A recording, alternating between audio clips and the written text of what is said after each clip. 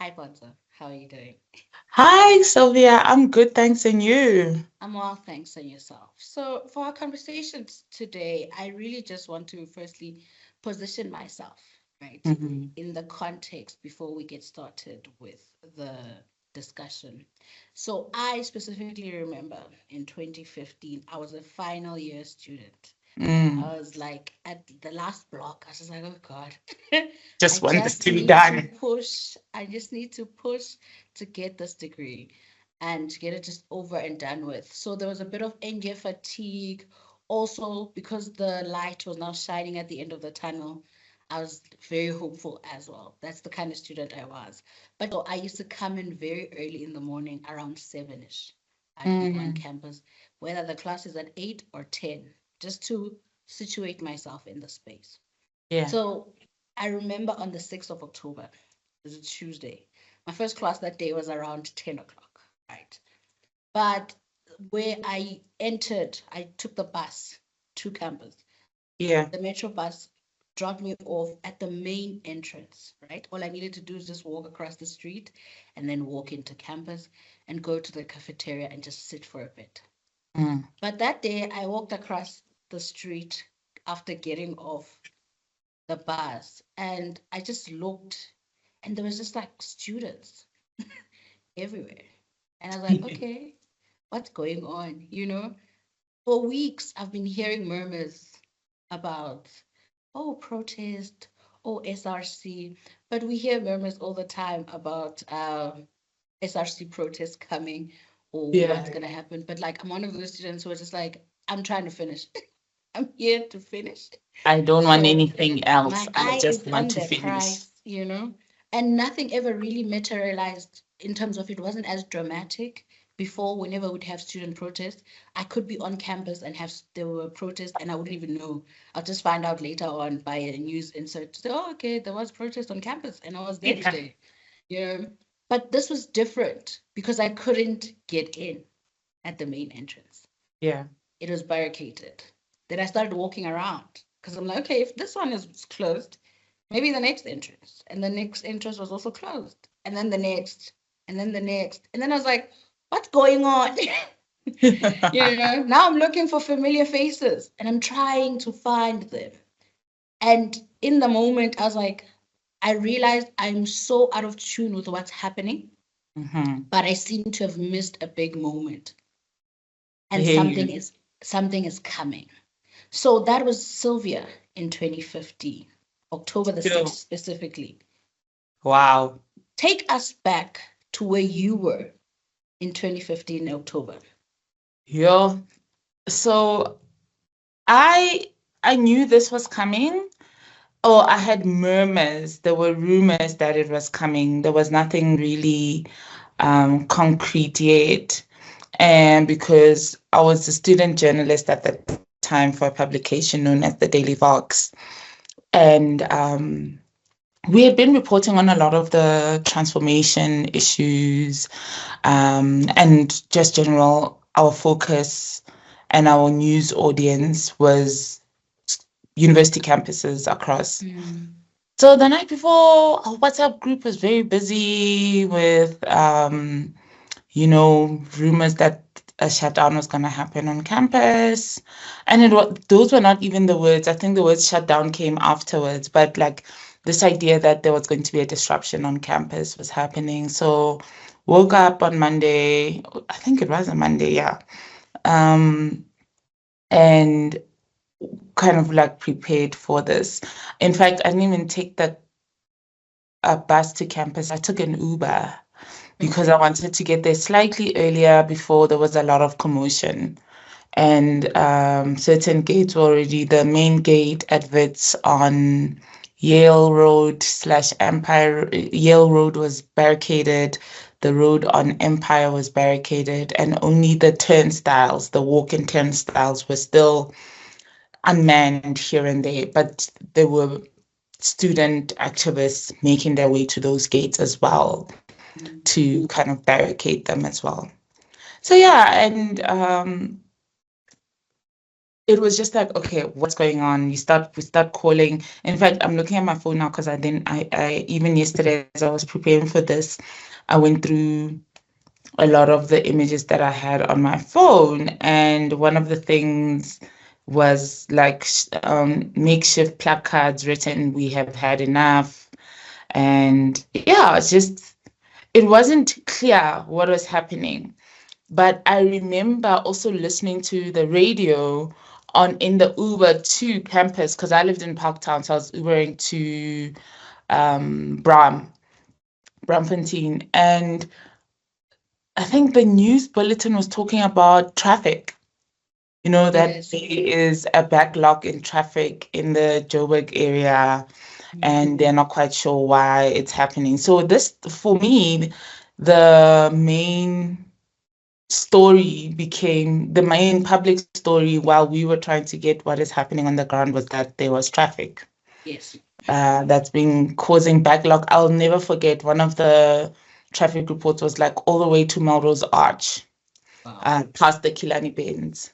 Mm. And so it was interesting. And there we start reporting on the Daily Vox account, on my personal Twitter account as well, that no, start talking to some of the SRC and student leaders. Okay, why are you here? What are you doing? And, we've had enough. This is not what we want. And yeah, it was just about that's how it started. And Yes. then the getting students out of classes. So I followed that around. So as the small groups of protesters, they wanted to disrupt the academic calendar, the academic day. And so starting in West Campus, they would, in their small groups, go into classes and disrupt lectures. Yeah. And the 14th of October changed everything. I think we we knew it was coming, but we still did not expect it the way that it happened, if that makes sense. Yes. We kind of had our contacts within the SRC and just what was happening, especially regarding standing firm around what it was about and fees, the fee increase, because remember it started as the fee increase that was also starting at Wits, that we usually hear about it around we hear about the fee increases around October. That's how it started, and it became a shutdown on the 14th of October, Yes. and it was planned. But Yes. I don't think the moment of how big it became was a planned moment. I think, like we said, and different academic papers have shown this and trends that until October 14th, 2015, and we can talk about the contradictions and the class implications Yes. of this, but there was no newsworthiness in student protests beyond just calling it an issue of disruptions. We know with the history of TUT students, who were also known to, like TT and historically Black institutions were always kind of protesting. So we didn't see that really happen. And I think another thing that took me by surprise, especially October 13th is my birthday. So that's also, yeah. So I woke up to just like, what is happening? I remember also just getting onto campus, the JMPD were on Empire Road and trying to convince students that they need to stop blocking the road for the traffic. So there was this already consumption or occupation with what does this disruption mean for capitalism? Yes. Yeah. Okay, can I At the please just then beginning. elaborate on that quickly, or just to take it back, because you said there was no newsworthiness when it came to student movements or student protests because it was always just like, okay, students are on campus protesting, right? Yes, yes. But the significance of it being WITS students, right, who were doing this big shutdown, and it became such a, what do you mean? That it's this big at WITS in particular. What do you think the significance of that activism at WITS at that time? What did it mean in context to make it newsworthy? Yeah, I think Wits being a historically wide institution made it easy to think that these issues are not prominent. We historically, I remember even before I was studying journalism or I was a student on campus, but not really involved in what was happening on campus. Things like a couple of years before that, I think maybe it was 20, not 12, it was either 2011 or 2010, one of those 2 years, there was a days-long hunger strike that the SRC at the time took part in solidarity with workers not being insourced on campus. And students also, like there was a collecting of issues, but the WITS issues never really went out there except for the WITS kind of environment and community. And I think this is one of the reasons disrupting outside of WITS was so important. We were not, as you also said, protests was something we were used to. Political activity on campus was not new, but it never had an outward or public facing take to it. And for the first time, we saw that happen.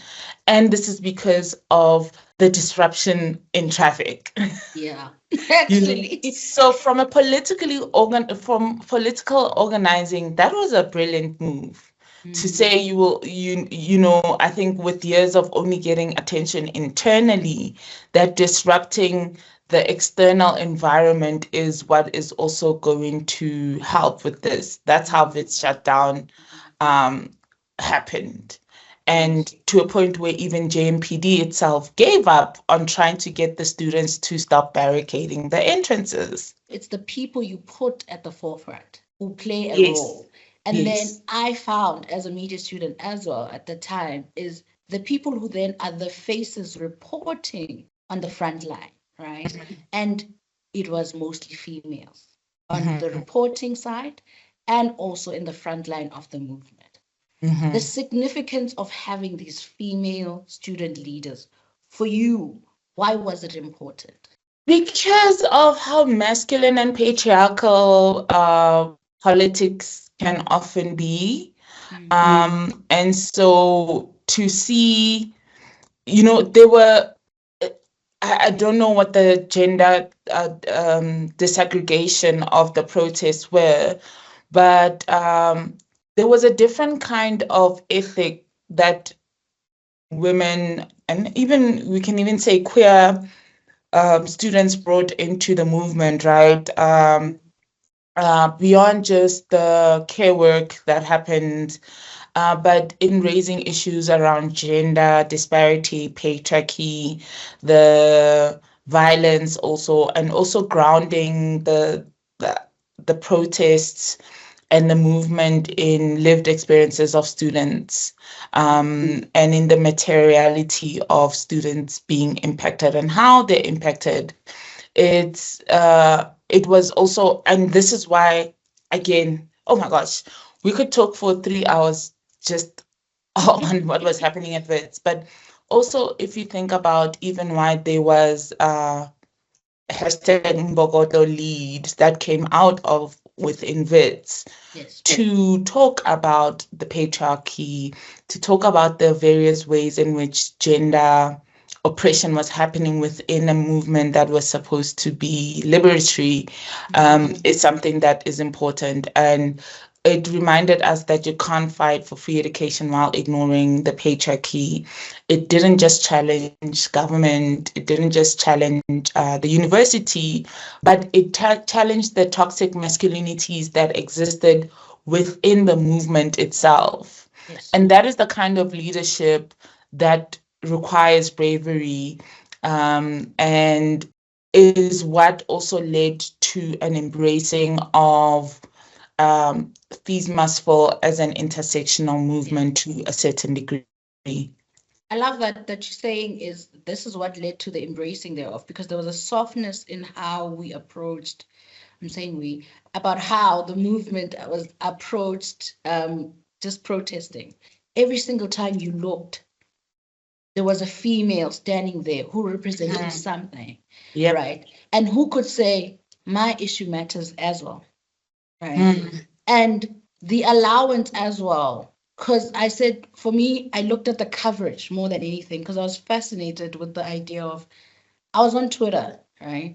And every other account that was reporting about in real time on what's happening at FITS, it was a female somebody. It was from the star, it was this person, but it literally was a female colleague looking at it. And then when you read the news or you watch the bulletin at 7 o'clock, you go, okay, there's a man there, and he's just like, they're still making a noise, and it's affecting our way of going about our days, you know. So it was sort of trying to be dismissive, even internally in the leadership structures that were there. They had to come a moment, as you said, Mbogoto must lead, right? Is because it had to get to that point where the male representatives of the SRC had to take a step back and let the woman lead in the way that they led. So it was very significant for me at that time. So I wanted to find out for you, because for me, I looked at it as the journalists who were reporting on the news, because that's what I was interested in.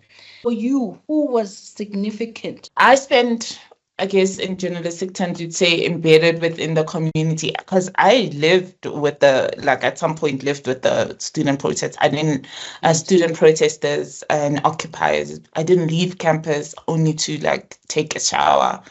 So I think there were different kinds of women leaders that, whether it was in the background, in the foreground, that did incredible work, and there has been a politicization of those also. But for me, I think, not wanting to negate the invisible work that went in by a lot of other women leaders or female student leaders who were there at that time, who did the work without being necessarily at the forefront of that, who did the organizing, who did the logistics. And sometimes they were the ones who were my sources more than even the front-facing ones. Yes. And yeah, so I think it was a movement built on the backs of marginalized people, but especially also just how young women rose to prominence. Can you During speak towards that? Because it's about, you're saying these were your sources, the people in the background were your sources more than the front-facing ones. So for me, my question is around, how are you accessing the movement as a journalist, not as a student who's also contributing towards the movement, but as a journalist, how were you accessing the movement in real time? Through build trust more than anything else. We were like, I like saying this to people, that we were reporting on student politics when no one cared. Yes. Right? I used to have, I don't even know if people will even remember Google Hangouts. Before we had Zoom, before we had the fancy stuff, there was something called Google Hangouts. Yes. And on the Daily Vox, we had a show where we interviewed different university-related newsmakers Mm. from campuses across the country on different campus issues. And there was one time, I will never forget this. I was interviewing the then VC of Northwest University, and there were like 5 people viewing this interview, and all of them were my colleagues. you know, Was it a so live interview? it was a live interview. Okay. It was, and you're interviewing a VC. Yeah. That's a newsmaker, right? But Yes. and I tell the story all the time to just show how pre-fees must fall, pre-roads must fall even. I think things Mm. started changing, particularly started shifting with roads must fall, which happened Yes. earlier before fees must fall. But there was no interest Mm. in student politics, Yes. in campus politics as something that is newsworthy and can be some level of a temperature check Yeah. of society. Yes. I You love know, that actually that you make this example because then it brings me to that next part. The idea of speaking to power, right? Because who has the power to make the news yeah, in that space at that time? yeah. The dynamics, speak more to it for me. The dynamic of you guys changing the narrative. The Daily Vox started as a publication that saw the declining interest in news, particularly among young people. Yes. And our founders saw that the fact that there's no news written by young people for young people is the reason. So we are going to write news for young people as young people. And that was the ethos of our whole publication. And so even when people outside of, and again, people outside of the perspective of young people. We were students at VETS at UJ. We were students at UCT. We were students at Rhodes. The material conditions and the material things that were impacted by our lives were around campus. Yes. And so by design or by just the nature of us existing as we were young journalists on these campuses, those became the issues that we reported on. Those became the issues that we had access to, and that's how it started. And I still think it was a very important part of history to have been part of that. But it was also consistency. We knew we had a news list. I mean, a media contact list with most of the SRC presidents of of most universities in the country, or at least of the prominent ones that we covered most of the time. We were in tune with a lot of the political leaders on different campuses. We were in tune with kind of what was happening in the newsmakers on campuses. And so we just continued doing what we had been doing for over a year when no one was interested. And now it became this very interesting moment for the country and the world. What then we were able to do from a Daily Vox point of view is what I like to call narrative justice. Okay. Where we challenged how students were being framed, and in the context of systemic injustice. You found a space at Daily Vox.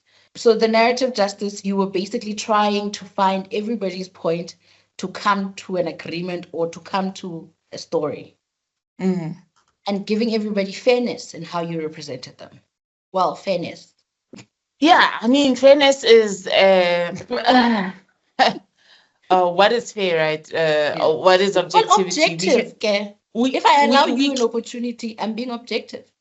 yeah, and we can go back to media studies 101, to talk about these issues. But yeah, it was also really around saying that the story just goes beyond traffic that was caused because students barricaded the gates. Yes. Yes. It was about asking the why. Okay, students woke up to barricade gates. That, like, effect is gates were barricaded at Wits, Mm. but there was a reason to why they were barricaded. And in the earlier reporting, especially from mainstream media, we didn't see an interrogation of why the barricades even happened. And it became about traffic. It became just about that. And so I think the first narrative uh, justice was that, okay, it's happening because the fee increases for the following academic year have come out. This is how much 10K is going to be required for um, to register the next year. What does this mean for poor students? Like breaking down the story beyond just a protest is happening. Mm. Mm. Yeah. Yeah. The importance then of having queer voices, female voices in conversations and dialogues around institutional issues, right? And deconstructing them. Mm. Speak to that for me, where you are in present day. Because Pontsho, as a journalist and a student at the time in that space, has now had almost a decade to take in life, change ideologies. Where is she now when it comes to having key voices come from the queer community and female voices? Mhm. Mm. Yeah, I think we did see kind of like, again, going to Mbokodo lead as being a primary um lens in which the issues around patriarchy get taken within the movement. But we then also the taking seriously of young people as a voice that matters in a way that we haven't seen in a very long time in South Africa. And again, there's a class issue there that it can be explored for like ever, you know. But yeah, we saw that happen, and it was important for it to. I think Fees Must Fall needed to happen. Yes. Um, It was bound to uh, happen. yes, yeah, it was bound to happen. I think um, 2015 was a year of reckoning for campuses, but also, I would even say for specifically even kind of the more privileged campuses, especially. Yeah. So the importance of Yeah. having these voices and discussions now, what does that look like for you? Ye- I think, Continuing, yeah, to have those I voices, think we right? need to, yeah, I think we need to have those voices. Like, I don't want to sound, I am trying to resist becoming an old person, and not for vanity reasons, but like, I've just caught myself saying, I don't understand these kids. Yes. Um, you know, and I was that kid 10 years ago. This is what is being the reflection of 10 years of These Must Fall is. You know, and what does it look like to capacitate young people to be able to tell their own stories in ways that matter? What does it look like to have intergenerational knowledge and skills transfer, right?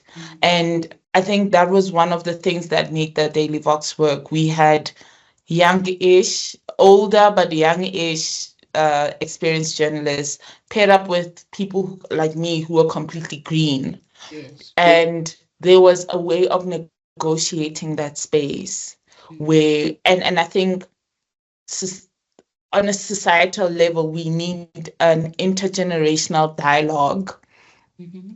of space negotiation, where there's a skills transfer for a big project, for a big national project, whatever that national project looks like, or we decide that it is.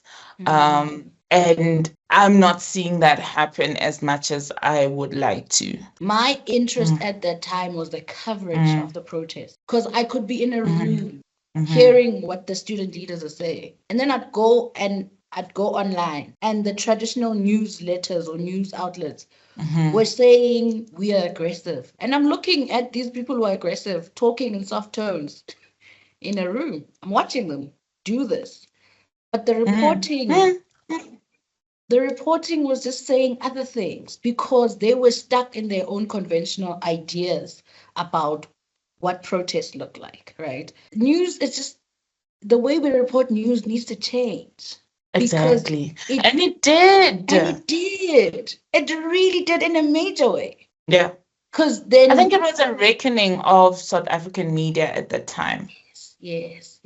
So that's the thing that I because you were a journalist at the time, and for me, Fees Must Fall is very synonymous with the change in how news is reported, and for me, that was driven by the likes of you, the daily vlogs, because as activists who used to tweet and share their thoughts and be invited into interviews and say, this is what you missed in your understanding of this concept, or in the understanding of what we're doing as a student leadership, it changed the narrative for me about how news is covered. And because Twitter also allowed that space for everybody to say, but I'm here, here's a picture. It's not all of us who are burning buses at Union Building. Yeah. It's not all of us who have torches. We are also just here with our parents in a moment where we were here to hand over a memo, but we were also here saying, see us as students, as Black students who are not completing our degrees because of fees issues and other institutional issues. So I always identified as that at that time, to say there was a reckoning and a change and a shift in how media news stories are reported. And I see young female journalists at the forefront of that. When I think of Fees Must Fall, it's not necessarily about the protest or the politics for me. I'm like, what's interesting is the shift. Yeah. Thank you for the conversation. But just to close off, anything you want to say? I can't believe it's been 10 years.